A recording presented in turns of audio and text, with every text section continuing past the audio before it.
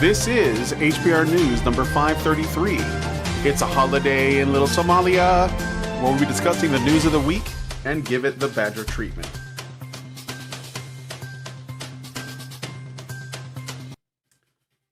Hello, everybody, and welcome back to Honey Badger Radio. Hoping you guys are doing well this week and that you're laughing at all of the absurdity so that you're not consumed by it. I'm your host, Brian, and I'm joined by, as always, my lovely co-hosts, Hannah Wallen and Dr. Randermacam.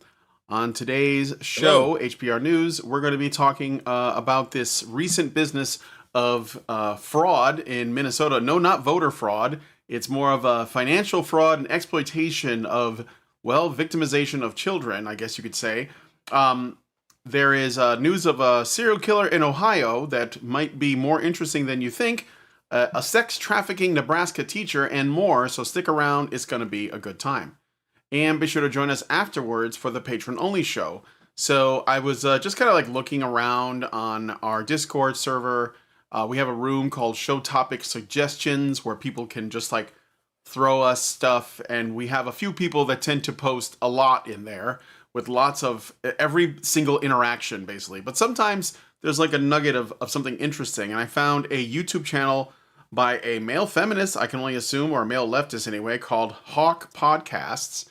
And he made this, I'm not going to play it here, we'll watch it in the patron show, but he made a video showing his absolute disdain for the male loneliness epidemic, and that it is something that men have brought upon themselves. And so we're going to watch this video and look at his channel and just kind of look around and stuff and see, you know, how deep his compassion for the downtrodden, because that's sort of like what his brand is, how far that extends to young men that are frustrated and lonely and, you know, dealing with all kinds of personal issues. And we're going to do that in the patron show. So if you guys want to join us in the patron show, then become a Badger. Go to feedthebadger.com/subscribe to join us for the Discord server where all of the additional content is. And you can also check it out for free. If you have Discord and you want to join, just go to badgernation.online and you'll have access to some of the larger community spaces on our Discord server, and you'll get like a feel for, you know, what the folks down here are about. And we have like a wide variety of people there, and some people have like gotten married in the server and hooked up in the server. It's crazy. So anyway, feedthebadger.com/subscribe to join us. BadgerNation.online to check out the Discord for yourself. And that's what we're going to be talking about in the patron show. And if you don't want to wake up one morning to find that our content's been yeeted from the internet, then go to badgerfeed.com or honeybadgerradio.com. That is where all of our content lives. All right, so without further ado, let us get into today's stories. All right, so Minnesota. This is like the biggest one this week. It's kind of a slow news week. Not a lot going on, but I could not ignore this one any longer, so we're just going to talk about it. And I think we can spin it in a way, well, not say spin it, because that suggests that we're going to alter facts. We're going to be able to discuss it in a way that a lot of people don't, I think. And that is from the purely perspective of how is this like a product of, you know, let's say a disdain for men, or like the kind of like treatment of men as more of a tax resource than a actual, like, you know, human being that contributes to society. Like, where does this come from? But anyway, Minnesota has been rocked by a series of fraud scandals involving taxpayer-funded social programs, with the most prominent being the Feeding Our Future case, a $250 to $300 million scheme that exploited federal child nutrition funds during the COVID-19 pandemic. Prosecutors allege defendants, including nonprofit founder Amy Bach, convicted in 2025 on wire fraud and bribery charges, falsely claimed to serve millions of meals to children while pocketing funds for luxury purchases, real estate, and overseas transfers. As of late 2025, this has led to over 78 indictments, more than 57 convictions, and recoveries of only about $60 to $75 million. The scandal has expanded to other programs, or at least we're discovering them, including autism services, housing stabilization, and Medicaid-related initiatives, with federal estimates suggesting potential losses exceeding $1 billion across 14 state-run programs since 2018, many tied to lax oversight. Recent developments escalated in late December of 2025 when a viral video by influencer Nick Shirley, viewed over 100 million times, exposed allegedly abandoned child care centers in Minneapolis receiving millions in state funds through the Child Care Assistance Program, the CCAP. One highlighted facility, the Quality Leaning Center, with a misspelled sign that should have read learning. This is like a learning center that can't spell the word learning. Just to let that sink in, reportedly received $1.9 million in 2025 and $4 million total, despite appearing deserted and showing no signs of children. This prompted an immediate surge of federal resources. DHS and FBI agents conducted on-site investigations, leading to swift closures of implicated centers. FBI Director Kash Patel described the Feeding Our Future case as the tip of a very large iceberg, vowing ongoing probes, while critics, including congressional Republicans, have blamed state oversight failures under Governor Tim Walz.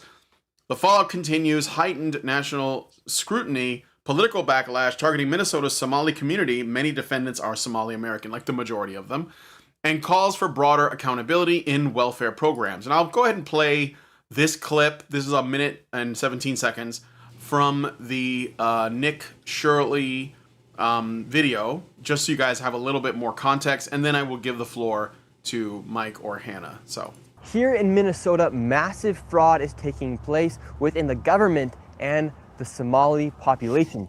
Here, this building alone, Quality Learning Center, is a daycare, yet they spelled learning wrong, and they said leering. This daycare alone in 2025 has received $1.9 million from the government. And the strange things about these childcare centers is there's no one here right now. It's midday on a weekday. If you were to try to go inside, it's completely closed and the windows are all blacked out. No one's working, midday. Children should be in here, and this place is licensed for 99 children, and this is the outside. There's no windows, no nothing. And like I said, they literally spelt the word wrong on their sign.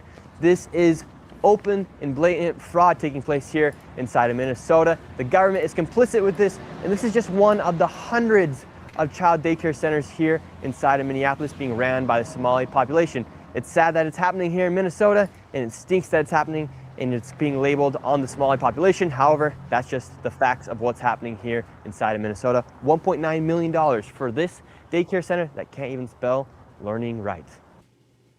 All right. So, and of course, Tim Walz and others are, let's just say, they are running cover for this, and they're saying now that because Nick Shirley showed up and recorded this stuff, he is in fact a racist. I don't know if you guys knew that, but if you go and expose people, racist against who? Racist and Islamophobic. Yes, like the invisible. He is. I'm sorry. Go. Whoever wants to talk, go ahead. I'm gonna mute. Go on, Hannah. How could you be racist against nobody? Against like non-existent? There's nobody there. Nobody runs the place. Nobody is working, and nobody is dropping their children off there, and no children are there to attend. So who is the victim of the racism? Who is the target of the racism that this is alleged? I'm curious. I'm dying of curiosity there. That's all. I'll say the rest after no, they actually sent out apparently one of the people involved in the program, a Somali guy, and they actually, I swear to God, they did this morning. They busted a bunch of children. I don't know where they got them, but they bust a bunch of children in so they can do a photo op with the children, and they brought out a Somali guy to say, "Look, we're here. Where are you? Why are you racist?" Something to that effect, basically. Basically, if you don't let us steal from you and lie to you, then you're racist. I see. But anyway, go ahead, Mike. Yeah, as scandalous as all of this is, when you walk into a facility that's allegedly serving 100 children, and you find 0 children, that's some obvious fraud. But I have to wonder what the reaction would be if you walked into that facility and you did indeed find 100 Somalian children eating like kings on the taxpayer's dime. Would you go, oh, okay, that's all right then? Personally, I don't know if I can bring myself to exactly agree. You don't get special treatment just because you're a child, let alone a Somali child. Just like you don't get to set up an illegal lemonade stand. After all, you might be coughing and snotting into it and spreading infectious toxins to innocent people for profit. Just because you're a child doesn't mean laws don't apply to you. Fucking little shit. I have the same issue when it comes to the small boats crossing the English Channel. I'm as annoyed as the next man when it comes to the liars lying to us about how they're all women and children. But even if they were women and children, I'd be like, how the fuck is that any better? If anything, it's worse.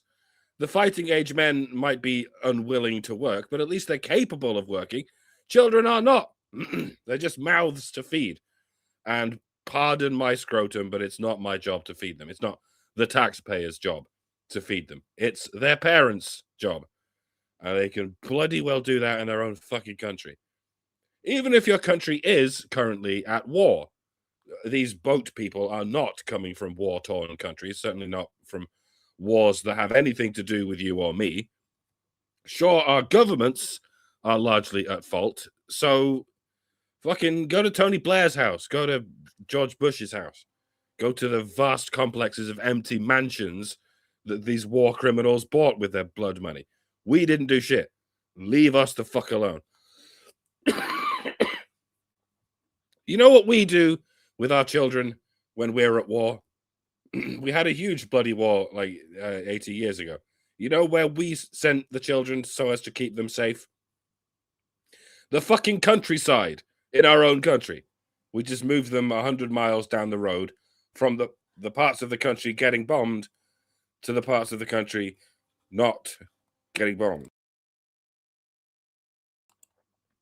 If we could afford it. And some people moved all the way to America if they could afford it. If you couldn't afford any of the above, boo, sucks to be you. You had to go ahead and raise your children in a war zone. No one ever gave a shit about British women and children except British men. No one ever gave a shit about American women and children except American men. And they still don't. If our women and children turned up in Somalia, they'll get kidnapped and held for ransom.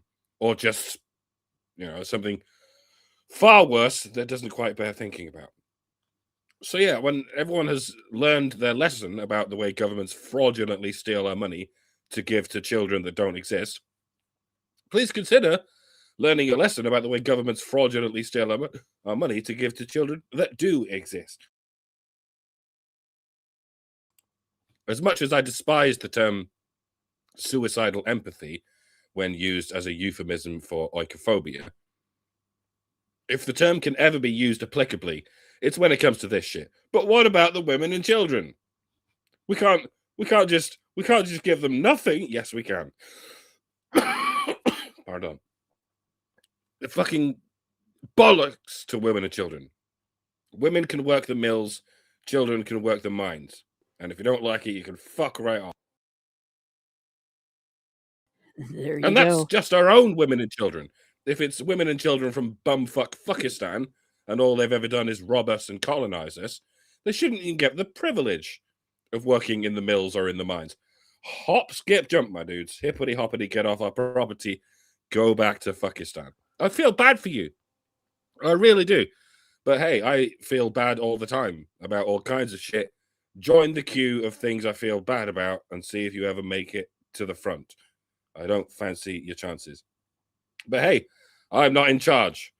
That fat retard Tim Walz is in charge, so whatever. I suppose I respect the hustle. Carry on. All right.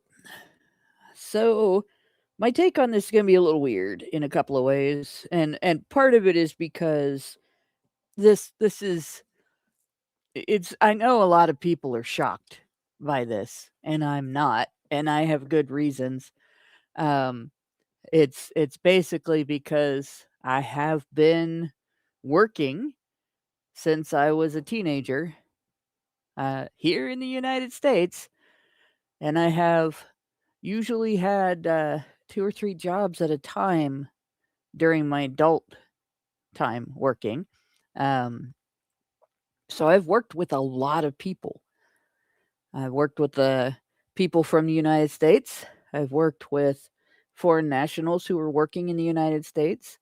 I've also been the beneficiary of receiving goods and services from workers who were United States citizens versus foreign nationals who are in the United States, including the Indian doctor that saved my life when I had encephalitis from a mosquito bite when I was 12. So there's been a variety of experiences that I've had with workers that I just named a good one, right? And I've also had bad experiences with workers from other countries. And I've had some insights from workers from other countries where, I've asked, why is this happening? And how can I communicate better with this individual? And a fellow citizen from their country said, don't fall for that bullshit.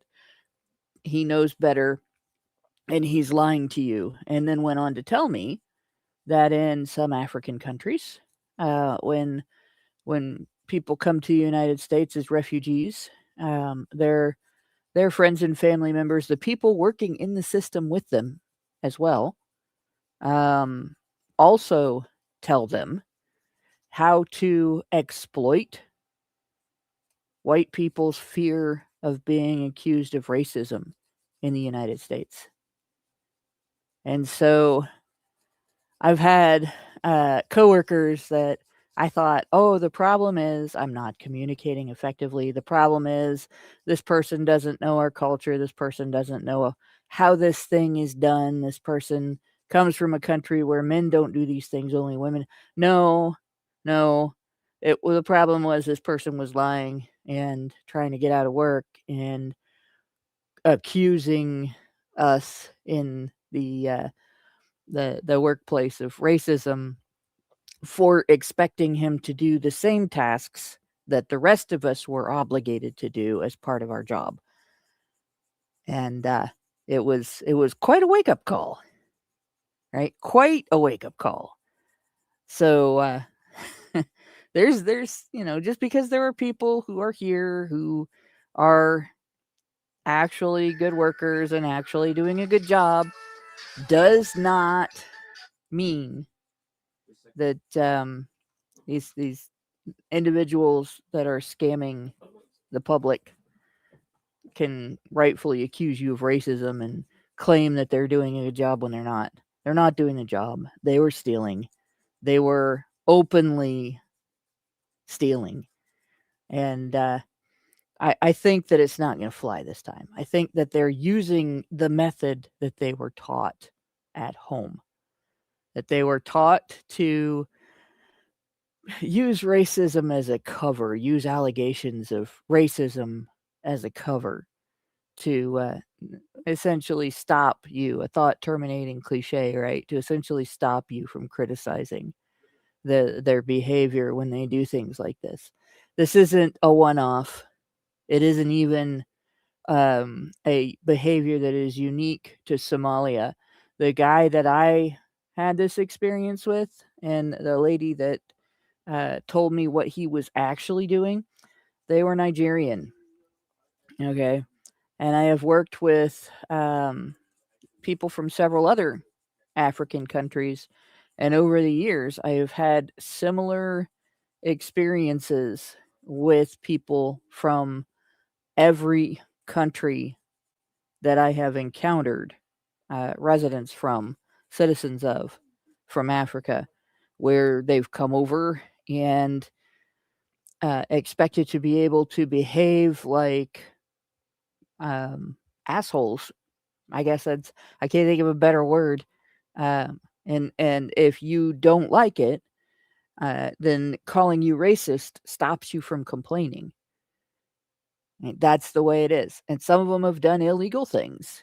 And calling you racist is supposed to stop you from complaining, claiming to not understand because it's a different culture, is supposed to protect them from prosecution. And claiming that the only reason that you're doing anything about their behavior is because of the color of their skin, not because the behavior itself is bad. That's a method of operation that is consistent across one race, that is shared throughout multiple countries, that is trained before they come over, and that is employed in a similar to almost identical manner every time there is an incident.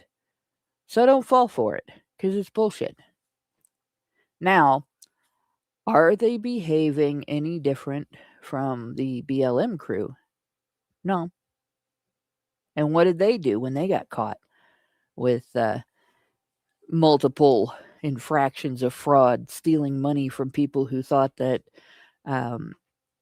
police brutality was the subject, and poor innocent gang members and drug addicts and so on are being slaughtered by police, and there needs to be this big protest. How many people funded that? And it went into this woman's mansion. What did they say? Oh, you're just racist. You just hate black people. No, we hate fraud. We hate liars. We hate people who steal from us. And most black people don't do that. But you did. And using racism as a cover is a way of smearing the rest of the population, the rest of the black population, with your crimes. They don't deserve that. You do. You did it. It's your fault. And that's the way that we need to behave every single time this happens. Don't you foist this off on other black people. Nobody's blaming them. We're blaming you because you did it. We're blaming you as a person. And you can't use racism as a cover anymore. It's bullshit. And we won't accept it. Meanwhile, we need to take the same stance with Uncle Sam. Just because the government is doing it instead of the citizen doesn't make it okay. Authority doesn't make fraud okay. The level of fraud that we found just looking at feminist initiatives and women's initiatives on the USA spending website several months ago when that came out, just was unfathomable. Billions of dollars sent overseas to organizations that were lying about what they were doing while people pocketed the money. It is amazing how much of the federal budget is just money laundering for people who lie about helping other people. So these guys, they're nothing new. They're not shocking. This is par for the course. This is the norm in government spending. And it needs to stop. It needs to be cut off. The purse strings need to be burned. Not just cut, but burned. Access needs to be burned. It needs to be set up so that this cannot happen again. It's not just good enough to stop it at this point. Nobody needs to be able to do this. And nobody should be allowed to do this again. And we're arguing in our political arena over whether or not it's racism. Dude, you're being robbed blind. Men are being robbed blind to pay for this shit. It is, like I said before, time for men to start running for office, local first, and then expand to county and state, and move your way up the ladder. young men in the men's rights movement because nobody else is putting a stop to this shit. Musk exposed a lot of it. Many journalists have been through that site. Right? They're not doing jack shit about it. The Democrats aren't doing jack shit about it. The Republicans aren't doing jack shit about it. The Libertarians aren't doing jack shit about it. It is time for the men's rights movement. Young men in this country who are fed up with being robbed blind, who are sick and tired of not being able to follow the American dream as you were told growing up. Go to school, get married, get a job, pay off your loans, buy a house, and all that. Have 2 cars and a TV and a dog and a cat and however many kids, 2.5 kids or whatever it is. Run for office. Start making those changes. Start cutting this shit off. Start burning it out. Start eliminating it. Because you're the only people who will. Nobody else is doing anything. And I'm sorry, Gen X isn't gonna do it. We are just about, some of us are young still for being old, but we're just about to that point where you're going to start putting the older ones of us in nursing homes. So it's too late to count on us. It's up to millennials and Zoomers. And there you go. And it should be men. It should not be women because women are not good at budgeting. Yep. Well, if you're just getting free money, you're not going to think about like where it comes from, what the actual cost is, things like that.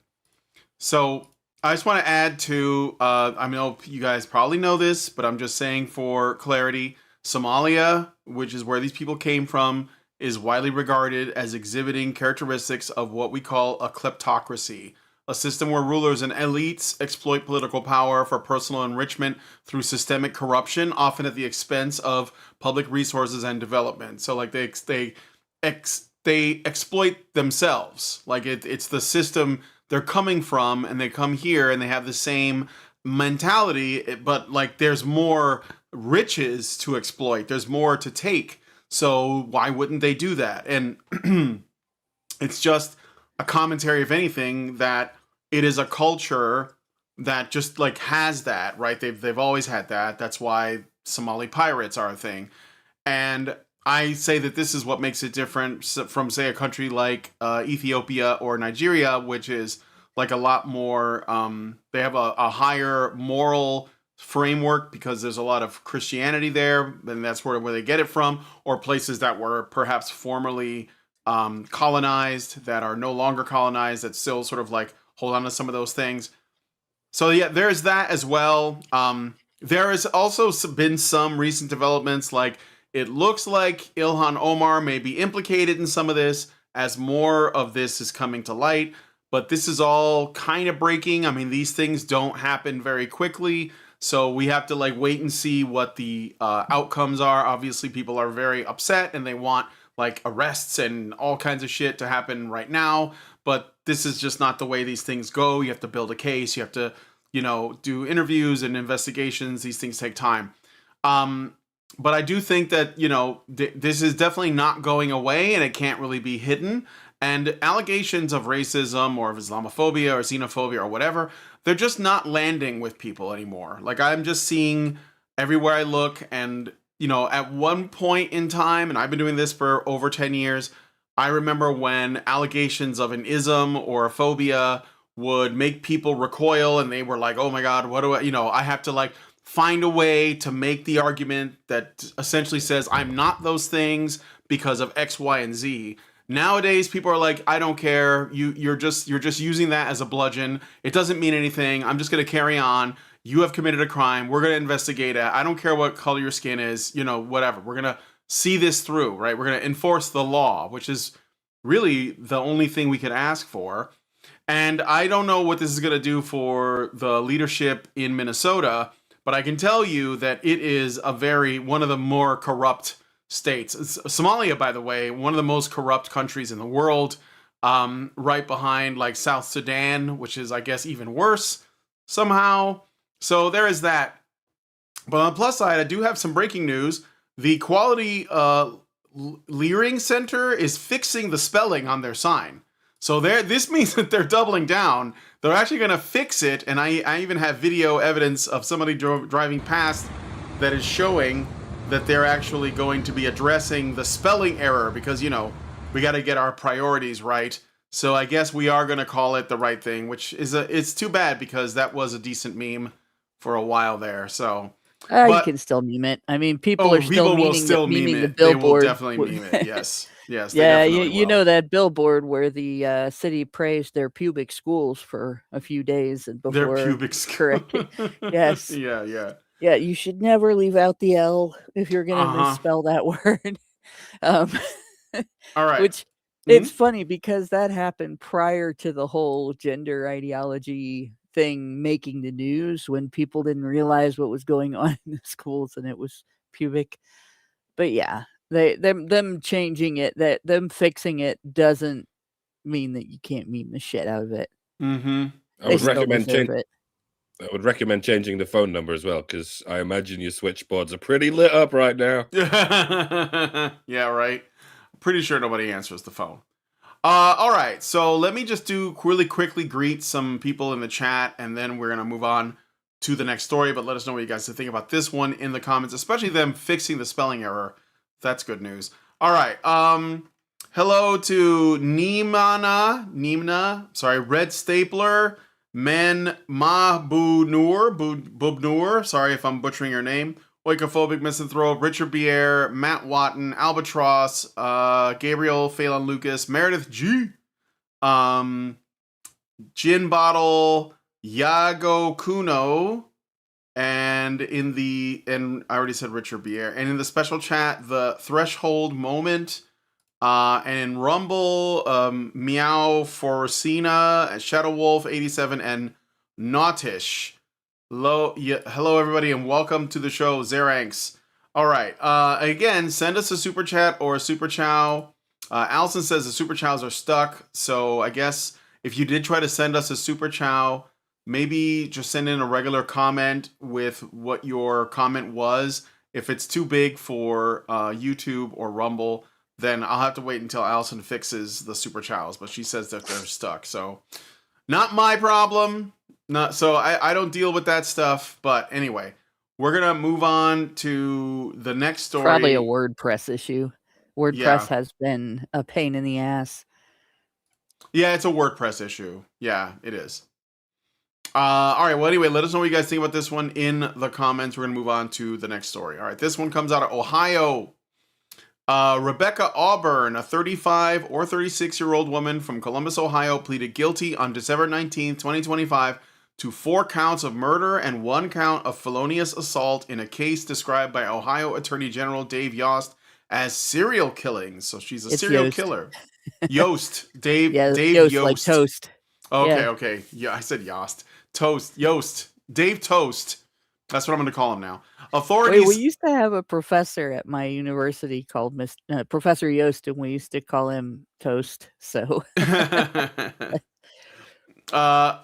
authorities allege that between December of 2022 and June of 2023, Auburn, working as a sex worker, arranged to meet men for sexual encounters at hotels in Northeast Columbus, particularly along areas like Interstate 71, State Route 161, and Cleveland Avenue. She then intentionally drugged them, often with fentanyl, fentanyl's back in the news again, to rob them of their belongings, cash, cards, or credit cards. The crimes included an attempted fatal overdose on one man who survived in December of 2022, followed by 4 successful fatal overdoses in early 2023 on January 15th, then April 1st, then April 13th, and June dates in some reports. The surviving victim helped investigators connect the cases, leading to Auburn's arrest in 2023 and a grand jury indictment on 28 charges, including additional counts of robbery, drug trafficking, and corrupting another with drugs. As part of a plea deal, 23 charges were dropped in exchange for her guilty plea, avoiding a trial. Auburn faces a mandatory life sentence with parole eligibility possible after 15 years per murder count, potentially consecutive as decided by the judge, plus additional time for the assault charge. Sentencing is scheduled for February 20th, 2026. Yost praised the airtight multi-agency investigation by the Central Ohio Human Trafficking Task Force, Columbus Police, and Ohio Bureau of Criminal Investigation, noting the plea brings justice and closure for victims' families, while authorities continue probing for potential additional victims in the same time frame and area. The case has drawn comparisons to other female serial killers like Eileen Wuornos due to the pattern of targeting clients during prostitution. It also reminds me of a movie. I'm gonna look it up really quick, but there was a film that that was about a woman who was I'm serious, tired of like men being shitty and took revenge on all men everywhere by pretending to be a hoe and bringing these guys back to their place and killing them, and she was the hero of the story. But anyway, I'm sure that Hannah has things to say about that. Oh, I did get the super chow. I'll go ahead and read it really quick, and then I'll let Hannah speak to the story. So Meredith G sent us a super chow for 5, and she says, HBR News number 533, remember that Minnesota is the state where a Democrat legislator was murdered after casting the deciding vote to withhold social services from illegal immigrants. This state is skimming its middleman fee from the federal money that is funding and its own tax rolls that fund these scams, so 3 judges have overturned jury verdicts in these fraud cases. Everyone is turning a blind eye and calling whistleblower news racist because they profit from it. All right, thank you. Yeah, I now that you mention it, yes, I do remember that. And they were claiming that the guy who killed him was a MAGA guy or something. But anyway, yeah. So back to this story. Hannah, you're the one that submitted this one, so yeah. Yeah, I'm actually amazed that they caught this woman because of the drug issue in Ohio, in the cities in Ohio. There is so much of an opiate addiction issue in Ohio that these deaths could have all gone under the radar as just random overdoses. And I'm sure that if that one guy hadn't survived, that's what would have happened, right? I'm sure that if that one guy that she drugged without his knowledge and consent hadn't said, hey, this woman is doing this, and then they started comparing her patterns of activity with the patterns of deaths and discovered these other deaths, she would have gone on to continue to kill and kill and kill. And there wouldn't have been this news story. There wouldn't have been this case. We wouldn't have had any idea because so many times when a man dies of a drug overdose, it's just assumed that if he wasn't known to be an addict, it's because he was hiding it really well until that one time he got that lethal overdose of fentanyl. And the story that we're getting, I'm sure they're probably telling this story all over the United States, but the story that we're getting in Dayton from our local news regarding the fentanyl epidemic in the U.S. is that the amount that can be in any pill and any dose that you get of something else that's not supposed to have fentanyl in it can be lethal. You could have a lethal dose of fentanyl in anything that you take because everything's getting laced with it, because it enhances the effect of everything, or at least makes it hit you so hard that you don't know what happened. And so I'm glad that she was caught. I'm glad somebody survived and was able to testify against her. But I wonder how many other prostitutes are doing this. And this woman's probably going to play victim in the media, or at least the feminists who address this case of a female serial killer who is taking advantage of men's sex drives and men's loneliness to drug and rob multiple men. That they're gonna claim that she is the victim because they were using her for sex, but she chose to be a prostitute, and she chose to use that as her method of robbing instead of breaking into people's houses, or better yet, just getting a real job and earning a real living, which she could have done. There are plenty of jobs here. A lot of people think there are not, but then they're turning down jobs they don't like. Like my employer, for instance, has been desperately trying to hire enough people to cover all the shifts that we have for 6 years. Since before COVID, before the COVID crisis, we had a worker crisis. And women are choosing to do what this woman did instead of choosing a caregiving job that is highly rewarding and quite a an interesting career to have. So yeah, I look at this and I see the tip of the iceberg right here, sitting in that seat, looking like the character in the Misery. the far side. Oh, No, oh, like, you ever see that comic where the cops are all sitting around this guy, and one of the cops is saying to one of the other cops, "Don't write that down. His name ain't Puddentame." You look at her. She is going to go into a women's prison, and they're going to treat her like a celebrity because she killed men, and she killed a bunch of them. She drugged them and robbed them, and they're going to treat her like she's getting a little of her own back because they she's getting all that bag while holding on to yeah her own bag. they all use the same sob story. A dude made me do it. A dude was hurting me, so I did it. I did it because I was a victim. I did it because I was disadvantaged. They never, women never own up when they commit crimes. So they're going to treat her like a celebrity when she goes in there. She might have to face some other women who are tough, but I will bet you she's used to that in her profession and isn't afraid of anybody. But now she's going to have free health care. She's going to have a free place to live. All of her activities and entertainment are going to be planned by the state and free. She's not going to spend a dime. She's not going to have to work for a living for the rest of her life. And women's prisons might suck in comparison to being out of prison, but they're not anything near as bad as men's prisons. So the punishment she's getting, life in prison, is not the same as sending a man to prison for life. And the other thing is, it's quite possible she could get the death penalty, but Ohio is kind of not doing the death penalty right now. We're kind of in a weird place with that.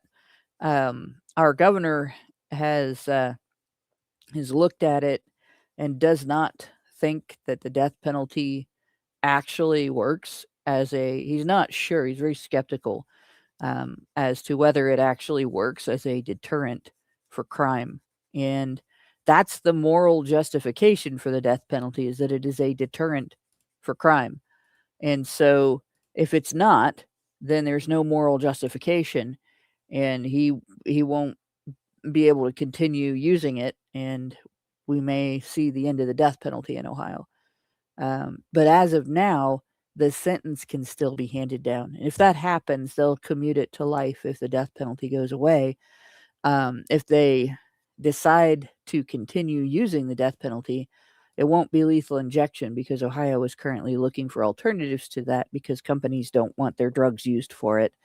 And they're to stop states from doing that, they're using tactics like if your state uses the death penalty, the company will just not sell any drugs in your state. They won't provide through insurance companies. They won't provide through Medicaid or Medicare.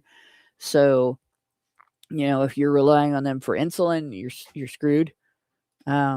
So They're basically eliminating the death penalty by virtue of not wanting to provide the supplies for it. So we'll see what happens. But yeah, I think anybody that's shocked that a woman would do something like this ought to look at Cardi B talking about her time as a prostitute, because this was her method as well. She did this all the time. Yep. And she justified it with the idea that men have it coming, and men were using her for sex and she was just using them back, and blah blah blah. But in reality, you're offering something for sale, you're offering a service for sale, and then claiming to be exploited when you chose to offer that service for sale, and using that as an excuse to victimize someone. Should your plumber do that when he comes to your house? Oh, you're making me deal with your shit. Oh, actually, no, you offer to deal with my shit. So no, you can't drug me and rob me. It's not justified, right? Can your doctor, when you come to them with a contagious illness and put them at risk of contracting that illness, hold you at gunpoint and say, give me your gold watch? Like, people probably feel like that when they pay their medical bills. But when you don't pay your medical bills, they don't come after you with a gun, right? And sometimes under certain laws, medical facilities are forced to not take your money for your medical bills. Not to mention the fact that you have a whole system, if you're poor, to pay your medical bills. So your doctor can't be a comparison even. Your hospital can't even be a comparison. If you go there with an infectious disease and put everybody at risk, which is where you're supposed to go. So a prostitute doesn't have the same excuse either. But that's what we'll hear. Right? I'm sure you'll start seeing on social media when this case becomes more well known. She probably won't be as famous as male serial killers are, because the media won't want to talk about her. But this case will get out there. And I guarantee you, one of the first things that's going to happen is feminists are going to be like, well, they were taking advantage of her. They had it coming. Don't accept that. Push back. Mike? Yeah, and this is why fentanyl should be illegal, folks. I'm going to get back on point. We're going to go around the houses on the way there. This is why fentanyl should be so illegal that it warrants international acts of war. This is where I part company from the hardcore libertarians who will go, well, if you don't want to suffer the ill effects of a drug, just don't take it, herdy-do. That's a good point to a point, but where one drug departs from another is in the degree to which it can be used as a spike, as a weapon. And it largely comes down to how small the active dose is, how small the lethal dose is, and how undetectable it is. Cannabis should be legal. Yes. They'll be like, why is there a bunch of greenish-brown gritty lumps floating in my drink? This seems suspicious. I'm not going to drink that. And even alcohol, like, if there's a debilitating amount of alcohol in a drink, you can taste it. Even if you've never tasted alcohol before, you'll quickly notice that there's an unusually bitter, burning taste in that drink, and you'll be like, what the fuck is that? Because you need several fluid ounces of the stuff to get anyone drunk, and it can't be chemically reduced beyond that. But GHB should be illegal because it's tasteless, colorless, and odorless, and it only takes a shot or two to get someone unconscious and on the verge of death. LSD, much to my chagrin, probably should be illegal because it's tasteless, colorless, and odorless, and it only takes a thimbleful of it to get thrown into the communal punch bowl and get the whole party descending into unspeakable madness. And fentanyl should be illegal because it too only takes a thimbleful to kill someone. You can stir a tiny amount of powder into their drink, it will be undetectable, and they will die. Have you all heard of scopolamine? It's a powdered form of basically the datura flower. It's an extremely powerful deliriant, which is this whole other category of drug that no one takes anymore. Criminals use it a lot in a lot of South American countries. they sort of blow it in someone's face, and they immediately become a suggestible zombie. You could just ask them their PIN code and they'll tell you, and then they'll accompany you to the ATM. Then you empty their bank account, and you can tell them to escort you to their house, whereupon you rob them of everything they own, and they'll just go along with it because they literally can't grasp what reality is, and they'll just take any instruction from someone who can grasp what reality is, even if it's some guy who just came up to them in the street and blew some weird powder in their face. That is why scopolamine should be illegal, because it's not even used recreationally. It is only used as a weapon.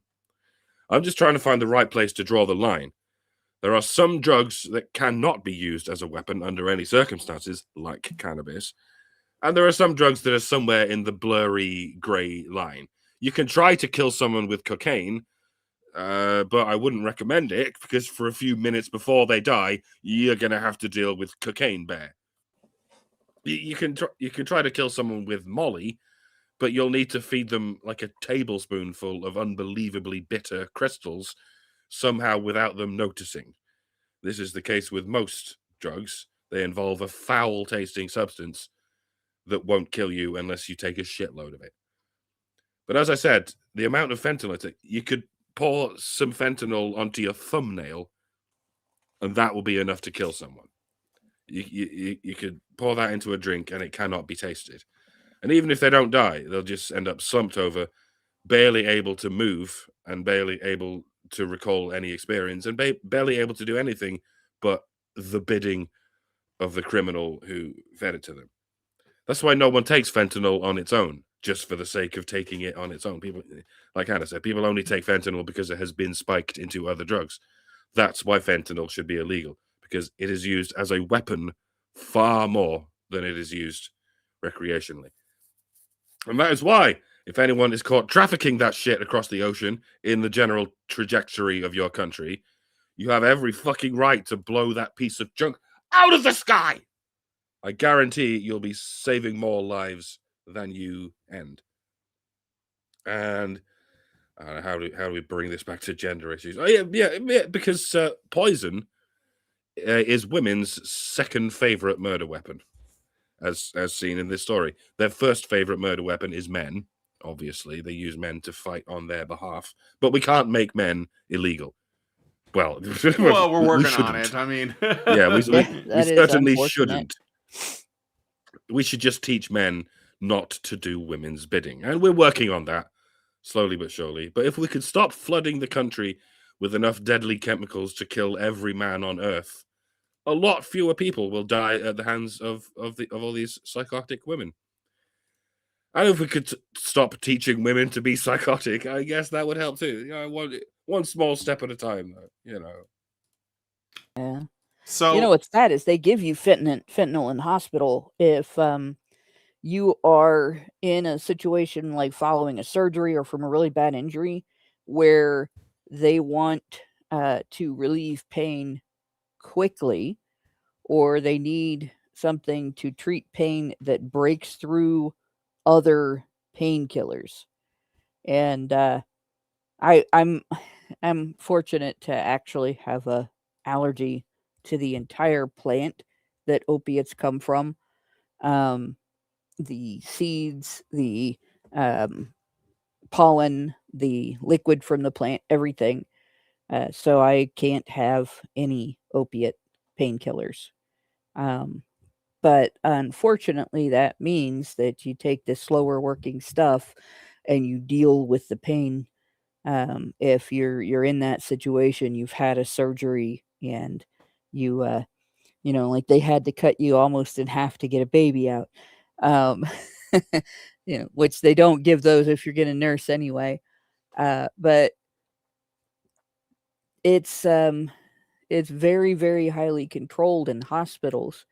They give you a very tiny little amount in an IV bag full of liquid on a slow drip, and you immediately, from the people that I've sat with when they were receiving it, you immediately feel it start to take effect after it starts dripping. There's an immediate Like the relief starts immediately. So it is very, very potent, and it is 100% fair for governments to take military action to stop it from entering their nations. And that is from the standpoint of an ANCAP. It's one of the very, very few things governments should do, protect their borders. If you're going to have a government, that is the primary function that it should serve, protect your borders. And if it's not doing that, it has no purpose. So, yeah, she shouldn't have been able to get her hands on this shit. And frankly, the drug companies are partly to blame for the existence of this, because this is something that they did, and the insurance companies, by the way, medical insurance companies, for years. They would substitute. Well, you can have medication. These medications are really cheap to produce, and they're really cheap to provide. So they sell cheap. The insurance companies don't have to pay much for them, and the end result is, if you could benefit from physical therapy, but drugs will control the pain throughout the 70s and 80s and part of the 90s, that's what they did instead. You couldn't get your physical therapy. You couldn't get your help to improve your health. And then for people who had chronic conditions from the 70s through the 90s, they hit the Obama era. Actually, the Bush Jr. era is when it really started. And all of a sudden, there was this push to take away their meds with no alternative treatment available to them. And when they finally started offering alternative treatments, a lot of boomers had been on opiates for 20 to 30 years for various conditions that are now untreatable because they've been untreated with anything but these opiates. For 20 to 30 years. So they've been allowed to deteriorate for 20 to 30 years. And now they're getting told, well, massage therapy will help you. Well, learn to meditate. It's really a horrific thing. It's a really, the level of abuse that occurred was just unbelievable. And there were people that committed suicide over it when their medications were taken away, because they knew there was nothing that they could do. To answer Jen Bottle, I'm from the U.S. I'm in Ohio. This story happened about an hour's drive, maybe 2 hours drive away from me. Really, really close. For people in the UK, that's not that far. Like, that's still in the same state. I'm in the Dayton metro area, and Columbus is in the center of Ohio. It's like the butthole of Ohio. So, which I don't know what that makes us. I guess the kneecap of Ohio, the right kneecap of Ohio. If you're facing Ohio, and if Ohio is facing away from you, and then we'd be the left kneecap. But in any case, yeah. This issue with drugs has been a long time building, and this is the result. Women are more likely to get prescribed these medications. Men are more likely to get injured by them. And I don't know where she was getting her drugs, but you can buy them on pretty much any street corner. People get these prescriptions and they sell them to dealers that sell out of their houses. It's not like with drugs like pot, where you get big bricks, the size of like the bricks that your house might be made of if it's a brick house, or bigger, and then they dole out a little at a time. They might get this delivered in a McDonald's bag full of little bottles of pills, like my neighbor used to, and then they turn on a red porch light, and 50 to 200 people will visit them in a single day, and everybody goes in and buys a can of Coke and leaves, and they leave, apparently drinking out of that can of Coke, and inside that can of Coke is a little bag with their pills. So Mhm. that's how she probably got her hands on this shit.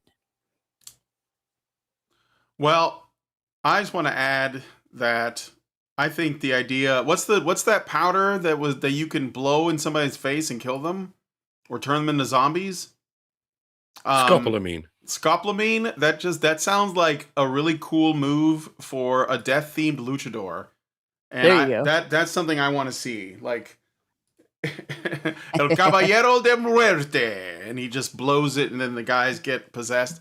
I'm making light of something dark, but it just seems to all fit together. I don't know what you guys think. And the movie I was thinking of is actually right here. It's called Promising Young Woman, and I remember because Allison and I covered someone who was talking about these kind of like these are feminist movies, and they're all like these really violent revenge fantasies, usually directed by young female directors. This one was directed, co-produced by Emerald Fennell in her feature directorial debut.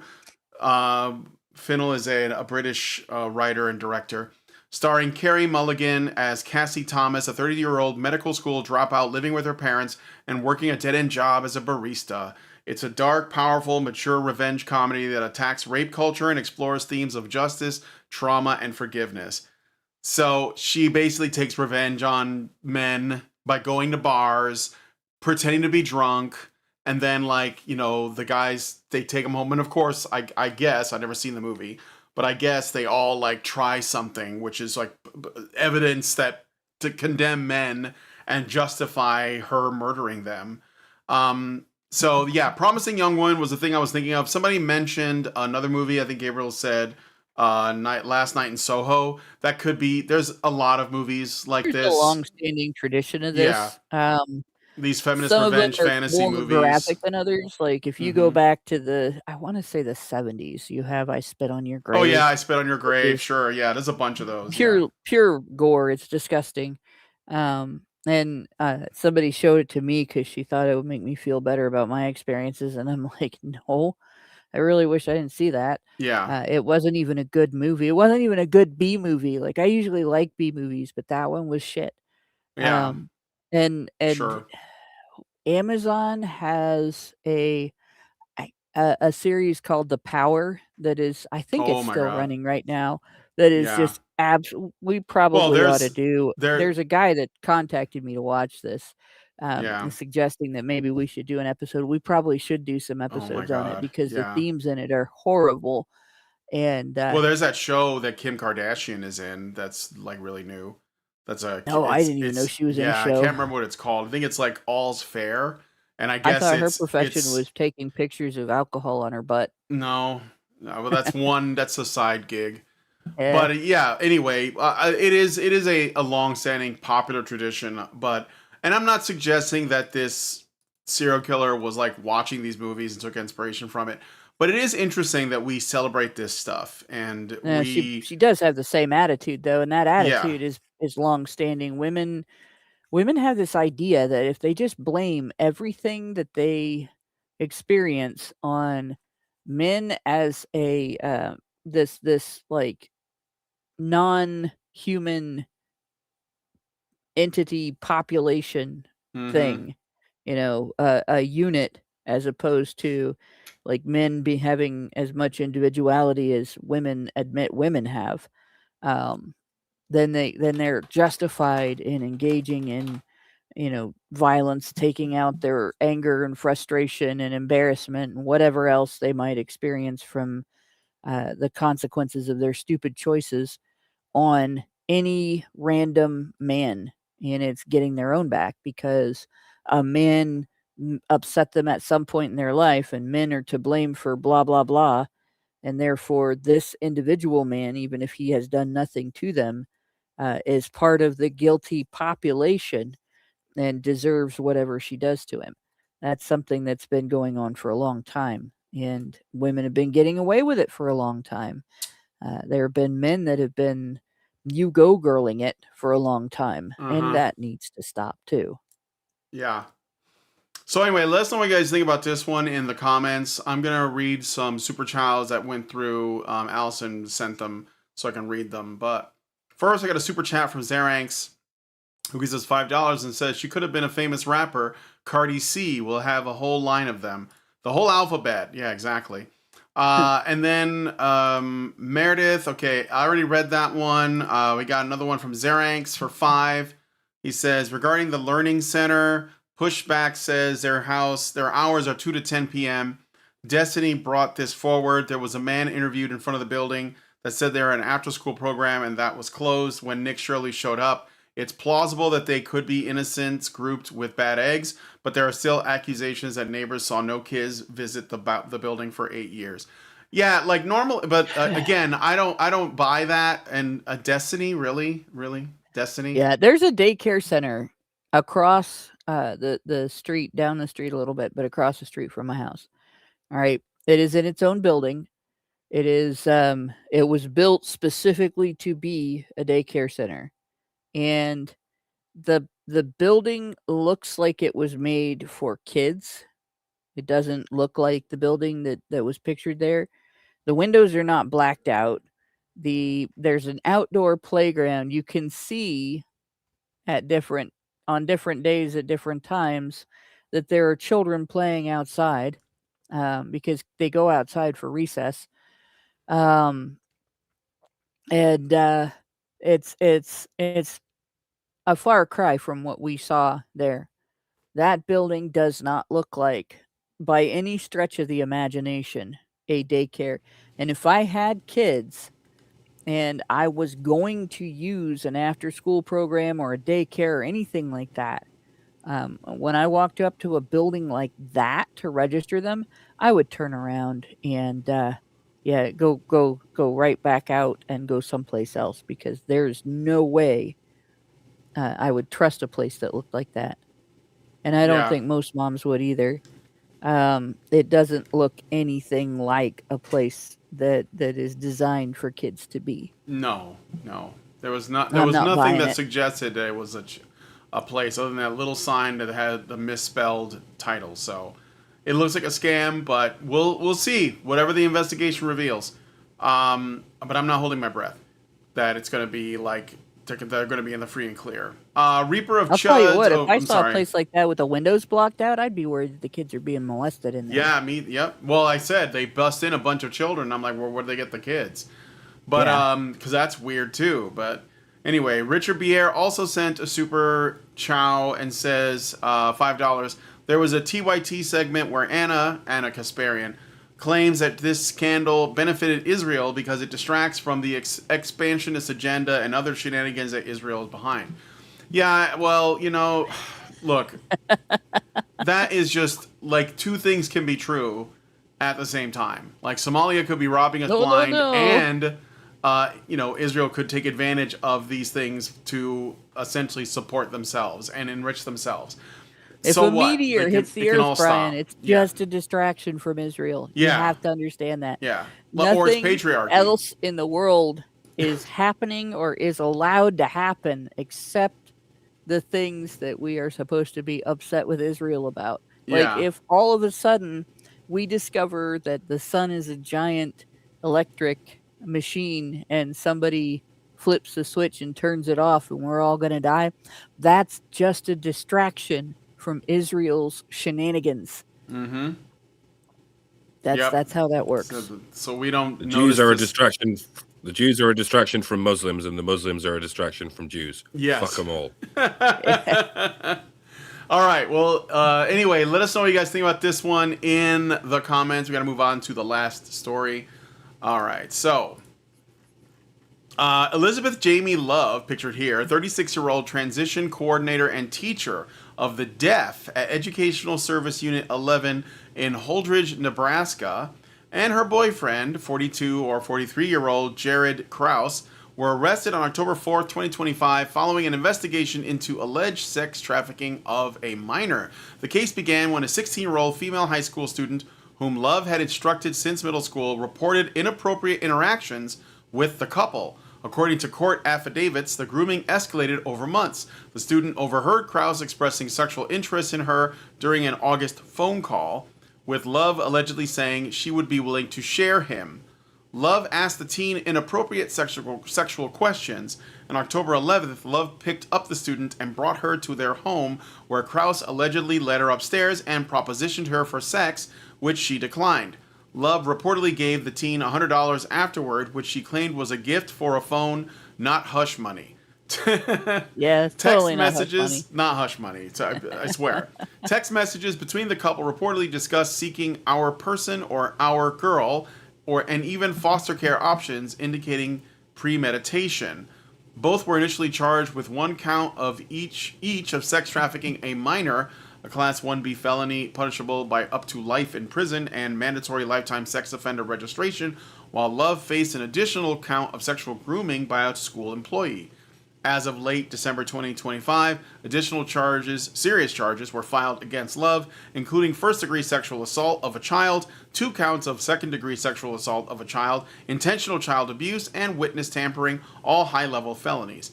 The multi-agency investigation involving Holdridge Police, Phelps County Sheriff, Nebraska State Patrol, and others found no evidence of other victims at the time but encouraged tips. Love was placed on administrative leave from ESU 11, which serves multiple South Central Nebraska schools. The couple remains in Phelps County Jail on high bonds, with the case ongoing and drawing national attention for the abuse of a position of trust. No matter how heinous a crime is, if enough people get away with it, it becomes effectively not a crime, because it's effectively not enforced, save for the occasional case of which is made an example, and then no one even talks about it except the likes of us.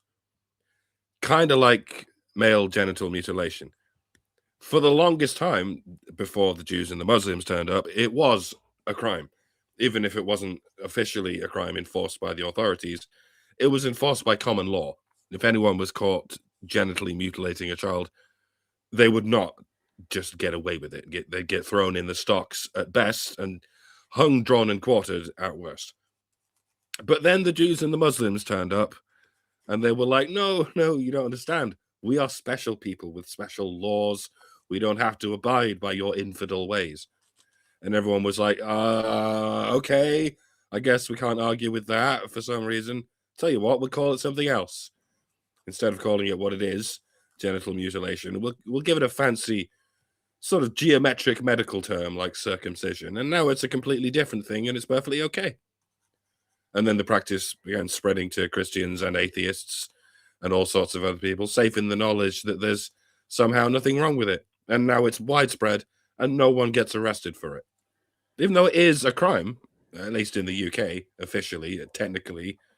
I mean, if you perform it on your own child in your own home, it absolutely is an enforceable crime, no matter how meticulously you might be doing it. And if anyone tries that, they will be made an example of. They will indeed be arrested. It's just that they don't need to go through the rigmarole of doing it at home, because the government will do it for you, free of charge, and they will never be arrested for it. Just like in theory, female genital mutilation is a crime in the UK, and it does take place in homes in many an Islamic stronghold. They don't have the option of having it done in hospitals because it's a crime that is actually enforced. And in theory, those who perform the operation at home should get arrested for it, but they seem to get away with it. There goes the Overton window. It's only a matter of time before FGM goes the same way as MGM. It'll be ushered into de facto legality because it's so much easier than actually applying the law to these backwards barbarians. And yeah, it's kind of like when women rape children. It's a crime that seems to be happening more and more frequently of late, but that's not to say it never happened before.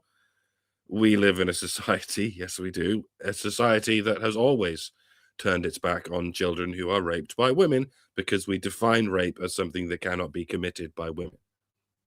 We don't even need Jews and Muslims for this one. They have this problem too, but they weren't the ones to introduce us to it. It's as old as the hills. If enough people get away with crimes, then those crimes are effectively not crimes. Just like if we don't call it genital mutilation, and if we don't call it rape. Sure, there will be some people who are made examples of, like those who commit child rape with a male accomplice, or those who commit it against girls. Such people will be the first on the chopping block.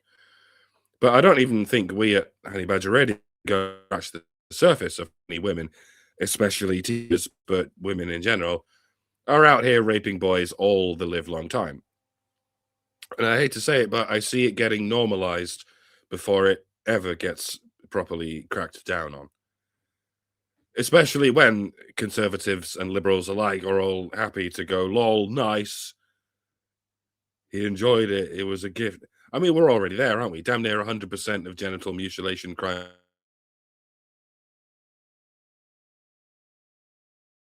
Mike, did you drop? Will never face justice. Oh. No, you did. Did You I? dropped for a second, but go ahead. Yeah. Will never face justice is where he left off.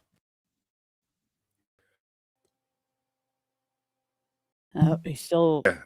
Yeah. Your microphone is cutting out. Oh. I don't know why that is. Well, I've generally finished anyway. All right, Hannah. I guess the thing that I'll point out here, is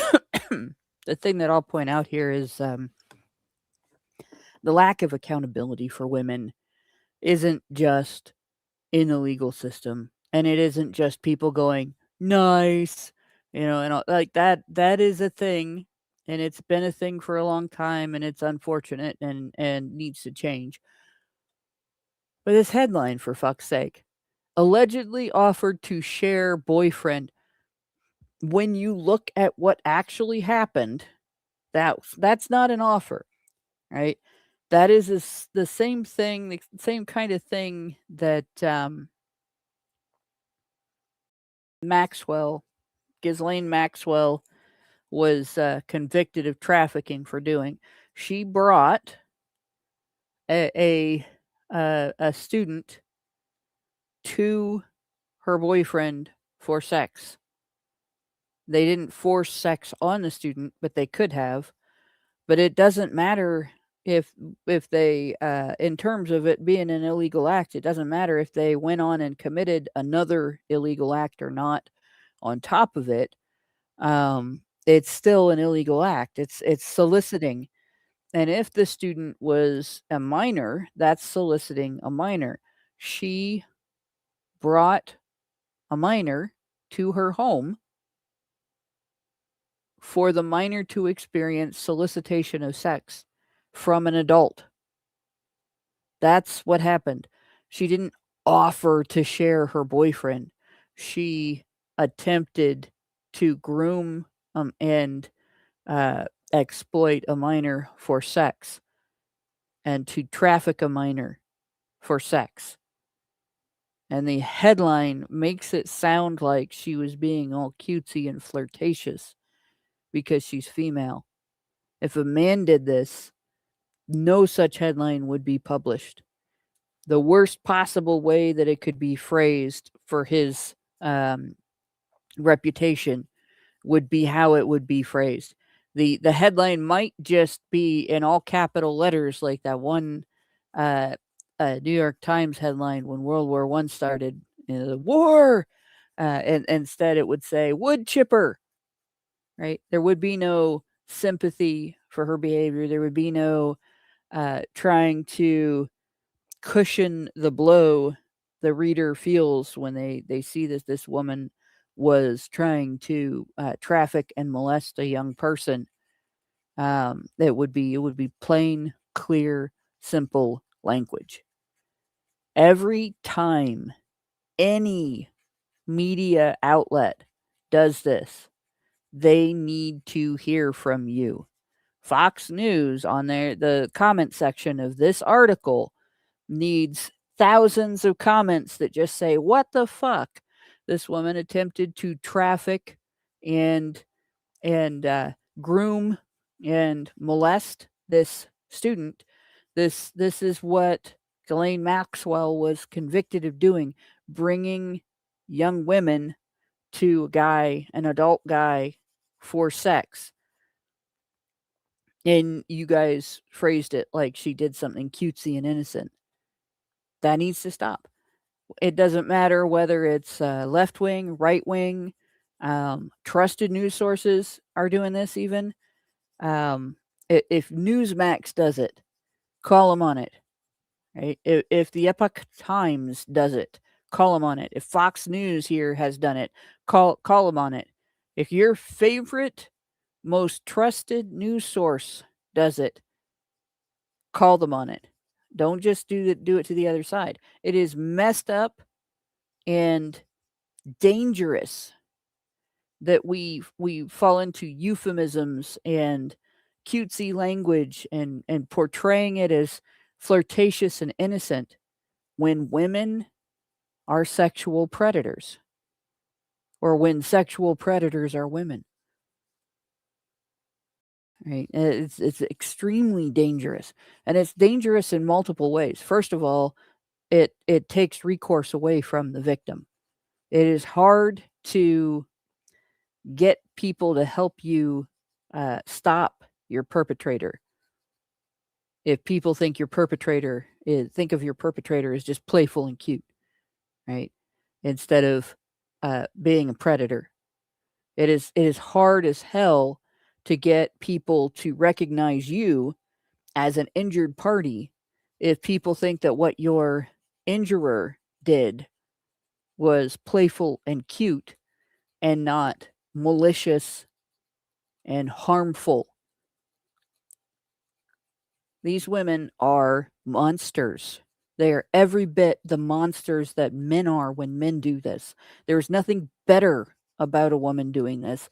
There's nothing more innocent about a woman doing this. There's nothing playful and cute about grooming a child or a person that is under your control, a vulnerable person with a disability, a communication issue under your control, right? That is not playful and cute. There's nothing lesser about that just because a woman did it. It is every bit as predatory. It is every bit as malicious. And it is more dangerous because that individual was taught to trust women. The people that individual was more likely to trust are now untrustworthy. And that individual has additional injuries on top of every type of injury that you experience when your perpetrator is male. Right? When you experience this from somebody that you expect to not hurt you, that you rely on to be a trusted confidant, a trusted mentor, a gentle and kind person, because they're the fair sex, they're the gentle and kind sex, or they're presenting themselves as your friend, and they turn on you like that. You guys have probably experienced some sort of betrayal in your lives. Everybody has had that friend that turns out to be a giant dick or an asshole or a cunt or whatever, right? Everybody has that. But imagine finding out your friend is a monster. Imagine if your friend was in charge of you and you find out your friend is a monster. Imagine your friend is your mentor, someone you trusted to help guide you through your life, and you find out that person is a monster. Like, the further you go into it, the further you go into the relationship between a student and a teacher, and then the student learns all of a sudden that this teacher is a monster, the more nightmarish it becomes for the student. And it changes you for your whole life, the whole rest of your life. Your trust is broken in a way that you become untrusting for the rest of your life. Right? That happened to me with a fellow student, a friend of mine, when I was a kid. And I'm not going to go into the details, but I will tell you that I have never been a trusting person ever since then. I don't trust people. Right? I don't trust anybody except my husband. Right? I have a fraction of the trust for my friends that I should have. And I will never be able to fix that. There isn't enough therapy in all of existence to fix that. And that wasn't even somebody who I trusted as a mentor. It's just somebody I trusted as a friend. I can't imagine what this student must have been feeling in that moment and thinking in that moment, and how it's going to change her for the rest of her life. And when these women do this to whether it's to a boy or a girl, it creates a schism. The person that walks out of that situation is not the same person that walked into it ever again. It is far worse than when a man does it. It isn't just not as bad, it is worse. And yet we pretend that it's playful and cute. Every news outlet that does this needs to hear from as many of you as possible. Call them on this bullshit. Don't let them do this. Don't let them feel okay doing this. Contact their advertisers if they don't stop doing this. Ask why they're advertising with a publication that treats sexual predation as playful and cute just because of the sex of the individual who does it. There needs to be a public pressure campaign. It needs to be never acceptable, never given a pass, never allowed to slide when a woman does something like this. Ever. All right. Well, I think you guys basically covered it. So I guess, yeah, that's good. Let me just see if anybody put any super chats in.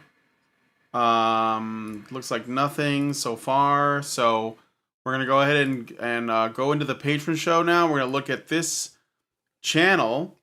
It's called Hawk Podcasts. And, well, we'll at least watch this one video in the after show. We'll see how that goes.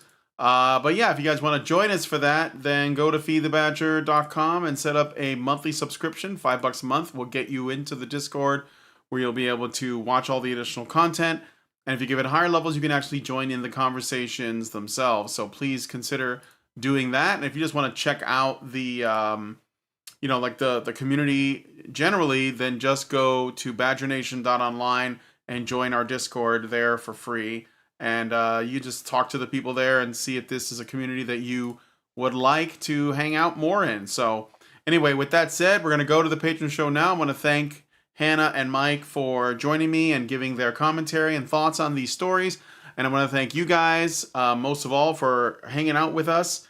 And yeah, so if you guys like this video, please hit like, subscribe if you're not already subscribed, hit the bell for notifications, leave us a comment. Let us know what you guys think about what we discussed in the show today. And please, please, please share this video because sharing is caring. Thank you guys so much for coming on today's episode of HBR News. Have a happy new year, and we will see you next Tuesday.